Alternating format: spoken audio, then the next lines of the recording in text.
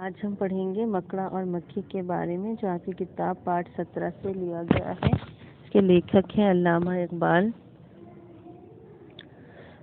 एक दिन किसी मक्खी से ये कहने लगा, मकड़ा इस राह से होता है गुजर रोज तुम्हारा, लेकिन जागा नहीं कभी मेरी कुटिया का भाग।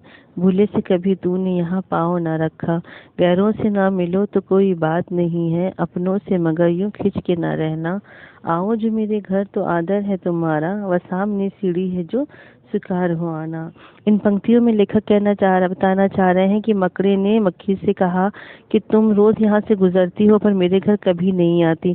तुम गैरों से नहीं मिलो तो कोई बात नहीं, पर मैं तो तुम्हारा अपना हूँ, तो तुम मेरे घर क्यों नहीं आती हो? कभी दिल हो तो मेरे घर आना।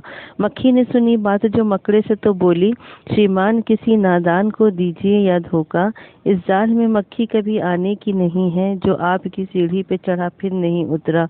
मकड़े ने कहा, वाह विश्वासघाती मुझे समझे, तुम सा नादान कोई जग में ना होगा। स्वीकार मुझे तुम्हारा सत्कार, अन्यथा कुछ लाभ तो मेरा इस बात में नहीं था। मतलब वो कह रहा है, मक्खी ने पहले कहा कि मुझे पता है आप मुझे धोखा दे रहे हैं, आप मैं नादान नहीं हूँ कि मैं आपकी बातों में आ जाऊं, और क्योंकि आपकी सीढ़ी पर जो भी चढ़ता है वो दोबारा कभी उतरता नहीं है। पर मकड़े ने उसको जो है कहा कि तुम मुझे विश्वासघाती समझ रही हो, और मेरी जो है तुम मेरा जो है मेरी बेइज्जती कर रही हो, सत्कार कर रही हो, और मैं ऐसा नहीं हूँ। उसके बाद मक्खी को इस तरह से अपने जाल में फंसाती है और फिर उसकी तारीफ करते हुए कहती है उसको, उड़ती हुई आई खुदा जाने कहाँ से, ठहरो जो मेरे घर तो इसमें बुरा क्या। इस घर में कई तुमको दिखाने की हैं चीजें, बाहर से नजर आती है छोटी सी या कुटिया। फिर वो लालच देता है अपने घर की कि तुम्हें जो है तो मेरे घर आओ, तुम्हें देखने को बहुत सी चीजें मिलेंगी। यहाँ छोटी सी मेरी जो कुटिया है उसमें बाहर से पर्दे लटके हुए हैं, दीवारों पे दर्पण है, और सोने के लिए एक शैया भी है, यानी एक चारपाई भी है। मक्खी ने कहा, खैर ये सब ठीक है, किंतु मैं आपके घर आऊं या आशा न रखना।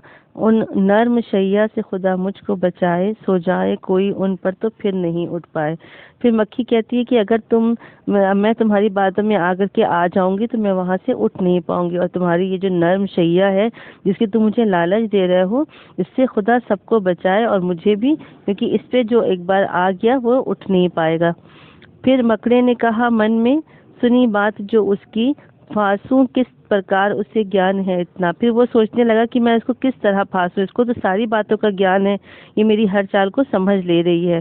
फिर सोचा था, काम चापलूसी से निकालते हैं जहां में, देखे जिससे दुनिया में चापलूसी का है इंसाफ। फिर उसने कहा कि एक इंसान जो है वो चापलूसी से करता है और अपना काम चापलूसी करके निकाल लेता है। यह सोच के मक्खी से कहा उसने, बड़ी भी अल्लाह ने प्रदान किया पद आपका ऊंचा, होता है जिससे उसे आपके मुख से प्रेम, जिसने कभी एक दृश्य आपको देखा। फिर उसने यह सोचकर उस मक्खी की तारीफ करना शुरू करी कि आपका मुख इतना सुंदर है, कोई आपको एक बार देख ले तो वो उसको आपसे प्रेम हो जाता है।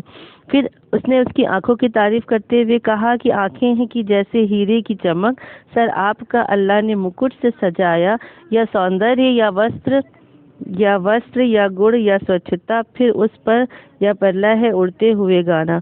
मक्खी ने सुनी जब यह चापलूसी तो पसीजी, बोली कि नहीं आपसे मुझको कोई खटका। मतलब उसने चापलूसी से मकड़े ने उसको अपने बातों में उलझा लिया, और फिर मक्खी जो है मान गई, और उसने कहा कि मुझे जो है इनकार की आदत को समझती हूँ बुरा मैं, या सोच कर दिल तोड़ना अच्छा नहीं होता।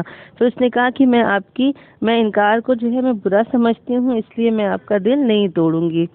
और यह कहकर मक्खी ने सुनी, उसके बाद इनकार की आदत नहीं कहते हुए जब वो अपनी जगह से उड़ी, तो उसने जैसे ही मकड़े के पास आई तो मकड़े ने उसको दबोच लिया और उसको आराम मजे से खा लिया, और वह अपनी चाल में कामयाब हो गया। इस तरह मकड़ी ने जो है मक्खी को अपनी चाल में फंसाकर उसको खा लिया, और मक्खी अपनी जान गंवा बैठी।